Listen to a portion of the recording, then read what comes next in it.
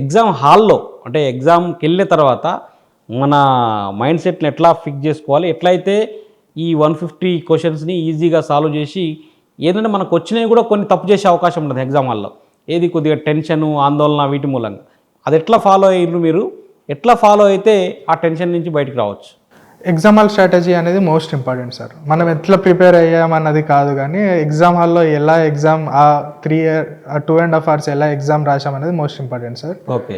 ఇప్పుడు exam hall స్ట్రాటజీకి వచ్చేసరికి మనము ఫస్ట్ ఒక పేస్లో స్టార్ట్ చేస్తాం సార్ ఎగ్జామ్. ఓకే. అంటే ఫస్ట్లో మనము ఫాస్ట్గా స్టార్ట్ చేస్తాము.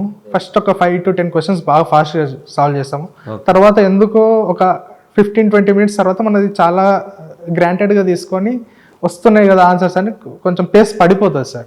మనం ఇవి అనేది ఎప్పుడు గ్రహిస్తామంటే ఎగ్జామ్కి వెళ్ళే ముందే మనం ఒక 2 to 3 model test per paper రాస్తే, అట్లా అలాగూ ఒక 8 to 12 పేపర్స్ ఎగ్జామ్కి వెళ్ళే ముందు రాసేస్తే మనం ఎగ్జామ్లో ఎలా డీల్ చేయాలనేది మనకు తెలుస్తుంది సార్. సో మనము మ్యాక్సిమం పేపర్ అటెంప్ట్ చేయగలుగుతాం సార్. మెయిన్గా ఫస్ట్ పేపర్ అనేది అందరూ ఏమనుకుంటారంటే అన్నీ అయిపోయాక మనము అది data interpretation and English deal చేద్దాం అనుకుంటాం. But that's the most scoring part in the first paper. 50 marks లో మనం ఈజీగా 40 around స్కోర్ చేయగలుగుతాం. ఎగ్జామ్ అయిపోయాక అందరు వచ్చి అనేది ఏంటంటే నాకు డేటా ఇంటర్ప్రిటేషన్ పార్ట్ మొత్తం వచ్చు, ఇంగ్లీష్ వచ్చు, లాస్ట్ టైం సరిపోక రాయలేకపోయా అని అంటారు. నేను ఫాలో అయ్యే స్ట్రాటజీ ఏంటంటే first data interpretation and English complete చేసుకుంటా. నాకు ఒక 40 minutes లో మోర్ దెన్ 40 marks నేను స్కోర్ చేయగలుగుతా.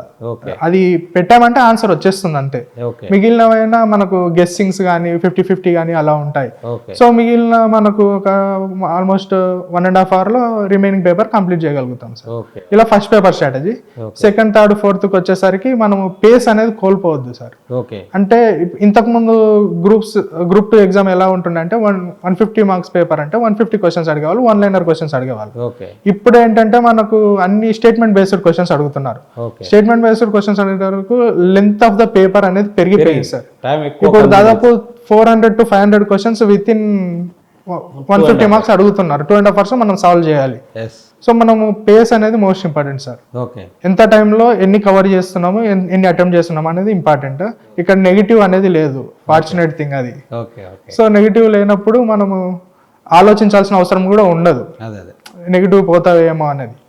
సో మనం ఫస్ట్ 10 questions ఎలా అటెంప్ట్ చేసామో అదే పేస్ మెయింటైన్ చేస్తూ లాస్ట్ క్వశ్చన్ వరకు వెళ్తే ఆల్మోస్ట్ ఎంత టఫ్ పేపర్ అయినా 140 to 150 questions మీరు అటెంప్ట్ చేయగలుగుతారు, ప్రతి క్వశ్చన్ చూడగలుగుతారు. అలా సార్. ఆల్రెడీ మంచి ర్యాంక్ సాధించారు, దాదాపుగా 6 పైన ఉద్యోగాలు కూడా మీ ఖాతాలో చేరినాయి. ఇప్పుడు ఈ డిటి జాయిన్ అయ్యి ట్రైనింగ్ పొందుతారు. ఇట్లా అంటే ఎట్లా అనిపిస్తుంది ఈ రెవెన్యూ శాఖ దాని విధులు ఆ అంశాలు? లాస్ట్ 6 years నుంచి ఎంఆర్ఓ ఆఫీస్లోనే మండల్ ప్లానింగ్ అండ్ స్టాటిస్టికల్ ఆఫీసర్గా వర్క్ చేస్తున్నా sir. Like what is what అనేది ఎట్ మండల్ లెవెల్ నాకు ప్రతిదీ అవగాహన ఉంది. ఇంకొకటి ఏంటంటే నేను డిటి చూస్ చేసుకోవడానికి కూడా that is one of the main reasons. Like అంటే రెవెన్యూ డిపార్ట్మెంట్ అనేది ప్రతి ఒక్కరి లైఫ్లో క్రూషియల్ రోల్ ప్లే చేస్తుంది సార్. ఎందుకంటే ఒక మనిషి పుట్టుక నుంచి తన డెత్ సర్టిఫికేట్ వరకు మొత్తం ఎంఆర్ ఆఫీస్తో లింక్ అయ్యి ఉంటుంది సార్. సో చాలా హ్యాపీగా అండ్ ఫార్చునేట్గా ఫీల్ అవుతున్నారు సార్ ఇందులో వర్క్ చేయడం. నెక్స్ట్ మరి ఈ ఎంటైర్ ఈ 6 years 7 years జర్నీలో ఈ జర్నీ చేస్తున్న టైంలో ఎప్పుడైనా అంటే కొంచెం ఏది లోనయ్యి ఇంకా నెగిటివ్ థాట్స్ వచ్చి అట్లాంటి సందర్భాలు ఏమైనా వచ్చినాయా? ఖచ్చితంగా ఉన్నాయి సార్. ఎందుకంటే మనకు గ్రూప్ 2 ఎగ్జామ్కి వచ్చేసరికి ఒక 4 postponements అయినాయి సార్. ప్రతిసారి టైం అడగడము, ఇంకోటి లీవ్స్ అడగడము, ఒక యాజ్ ఎ గవర్నమెంట్ ఎంప్లాయీ చాలా ఇబ్బందిగా ఉండేది సార్. బట్ డిపార్ట్మెంట్ చాలా కోఆపరేటివ్ ఉంది సార్, మా డిపార్ట్మెంట్ స్టాటిస్టిక్స్ డిపార్ట్మెంట్. ఇంకొకటి మనకు ఫ్యామిలీ సపోర్ట్ అనేది చాలా ఇంపార్టెంట్ సార్ ఇందులో. మేము పేరెంట్స్ ఎప్పుడు చాలా కోఆపరేటివ్గా ఉండేవాళ్ళు, కజిన్స్ కానీ, మా బ్రదర్ కానీ, లేకపోతే ఇంకా మన ఫ్రెండ్స్ కానీ. లైక్ అంటే నీకు ఇది వస్తుంది అని వాళ్ళు కాన్ఫిడెన్స్ ఇచ్చేవాళ్ళు సార్. వాళ్ళు లైక్ మనము దాన్ని ఒక్కోసారి ఏమనుకుంటామంటే మనం లో ఫీల్ అయినప్పుడు వీళ్ళు వచ్చి ఒక్క మాట అనే వరకు ఆ ఒక్క మాటనే మనకు చాలా డిఫరెన్స్ ఉంటుంది సార్. లైక్ అంటే ఆ కాన్ఫిడెన్స్ అనేది వేరే ఇస్తుంది, ఏదైనా రిస్క్ టేకింగ్ తీసుకోవాలని కూడా అనిపిస్తుంది సార్. రైట్. అట్లా అంటే వాళ్ళ parents support, family support, friends వీళ్ళందరి సపోర్ట్ తోటి మంచిగా అంటే కంటిన్యూ చేయగలిగారు. Right, okay. నెక్స్ట్ మరి ఈ గ్రూప్ 2 అనేది డిప్యూటీ తహసీల్దార్గా సెలెక్ట్ అయ్యి వర్క్ కంటిన్యూ అవుతుంది. మరి ఫర్దర్గా మీ ఎయిమ్ ఏమైనా ఉందా, అటు యూపీఎస్సీ కానీ ఇటు గ్రూప్ 1 కానీ, next what the next step? UPSC అనేది ఇప్పుడు ఏం ఆలోచన లేదు సార్. గ్రూప్ 1 ఒకసారి రాసి మన స్టేట్లోనే వర్క్ చేసి సర్వీస్ చేయాలని ఉంది సార్. మరి ఈ టోటల్ అంటే ఈ ఎంటైర్ మన ఎగ్జామ్ ప్రాసెస్లో ఇవన్నిటికీ ఫైనల్గా మీరు అభ్యర్థులకు ఇచ్చే ముఖ్యమైన సలహా అంటే అటు హెల్త్ ఎట్లా కాపాడుకుంటూ ఇటు ప్రిపరేషన్ కంటిన్యూ చేసుకుంటూ ఎవరైనా jobs temporary or private or public సెక్టార్లో జాబులు చేసే వాళ్ళు అందరి ఎట్లా ప్రిపేర్ అయితే మన స్కోరింగ్ మంచిగా చేసే అవకాశం ఉంది? ఎందుకంటే మీరు స్టేట్ లెవెల్లో 17th ర్యాంక్ అంటే మంచి టాప్ ర్యాంక్ సాధించారు. ఎట్లా అయితే బాగుంటుంది అనేది ఒక్కసారి మా వ్యూవర్స్ కోసం. మన పబ్లిక్ సర్వీస్ ఎగ్జామ్స్ వచ్చేసరికి మెయిన్ ఏంటంటే confidence is the most important thing sir. Okay, మనము ప్రిపేర్ అవ్వడం అనేది గ్రూప్స్ ఎగ్జామ్ వచ్చేసి దాదాపు ఒక 4 to 5 yearsకి ఒకసారి వచ్చే ఆపర్చునిటీ సార్. ఎస్, మీరు ఇప్పుడు స్టార్ట్ చేస్తున్నారంటే వెంటనే నోటిఫికేషన్ వస్తుంది అనేది ఉండదు. ప్రిపరేషన్ అనేది లాంగ్ టర్మ్ అనే అనుకోవాలి. ఓకే, మీరు యూపీఎస్సీ అయితే ప్రతి సంవత్సరం ఉంటుంది, ఎస్ఎస్సీ అయితే ప్రతి సంవత్సరం ఉంటుంది, బ్యాంకింగ్ అయితే ప్రతి సంవత్సరం ఉంటుంది. స్టేట్లో ఎగ్జామ్స్ అనేవి గ్రూప్స్ ఎగ్జామ్స్ అనేవి ఒక 4 to 5 yearsకి ఒకసారి వస్తాయి సార్. ఓకే, అండ్ ఇంత లాంగ్ డ్యూరేషన్లో మనం కాన్ఫిడెన్స్ ప్రతిసారి హైలో ఉండాలి అంటే కుదరదు సార్. ఓకే, ఎందుకంటే మిమ్మల్ని మీరు మోటివేట్ చేసుకుంటూ ముందుకెళ్ళాలి. ఓకే, మీకు ఇబ్బంది వచ్చినప్పుడు షేర్ చేసుకోవడానికి ఫ్రెండ్స్ కానీ ఫ్యామిలీతో కానీ ఎప్పటికప్పుడు షేర్ చేసుకుంటూ వాళ్ళ సపోర్ట్ కూడా తీసుకుంటూ ఉండాలి సార్. ఓకే, ఇంకొకటి స్ట్రాటజీ అనేది ఒకటి మంచిగా డిజైన్ చేసుకోండి. టైం టేబుల్ అనేది డిజైన్ చేసుకోండి.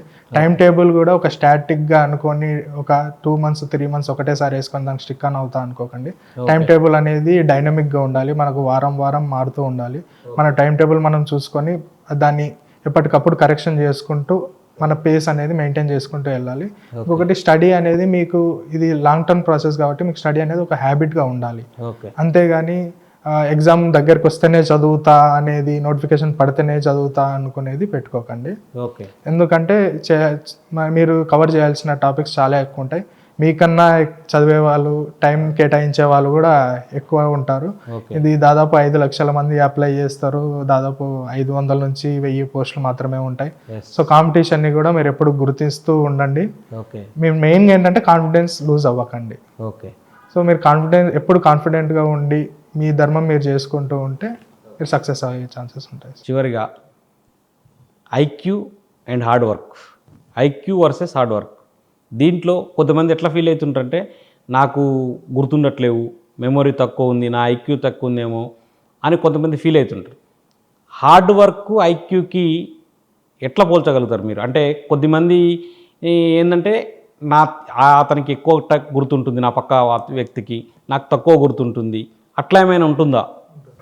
ఇప్పుడు ఐక్యూ అనేది ఒక్కొక్కరికి ఒక డిఫరెంట్ లెవెల్ ఆఫ్ ఐక్యూ ఉంటుంది సార్. కొందరు ఒకసారి చదివితే గుర్తు పెట్టుకుంటారు, కొందరు 2-3 సార్లు చదివితే గుర్తు పెట్టుకుంటారు.